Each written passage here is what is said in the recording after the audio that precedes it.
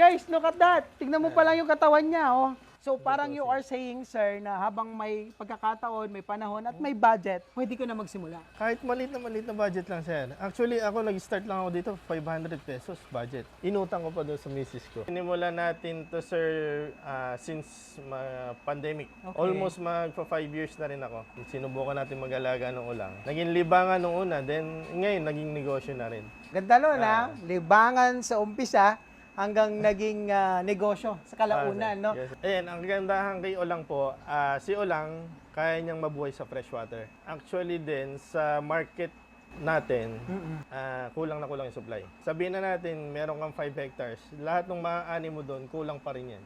Grabe. So, ibig sabihin, malaki ang demand. Malaki ang demand. Pero imagine that, isang customer pa lang yun. Isang customer pa. 100 kilos na ang kailangan niya. Sir. Pero meron sa aming humihiling, nangungulit din na customer. Gusto niyang mag-export 50 tons a month.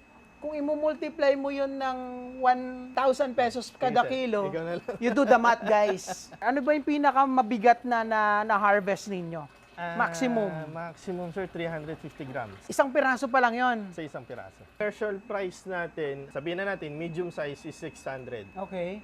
Large size is 700 to 750. Then ngayon, yung XL size, yung pinakamalalaki natin, nasa 300 grams pataas. Minsan, nabebenta na namin siya ng 800 to 1,000. Sir, sinabi mo, may nag-order na parang naka-reserve na. Yes, sir, madalas. So, ibig sabihin, sir, lumulutang pa lang dyan, pera na. Madalas, sir.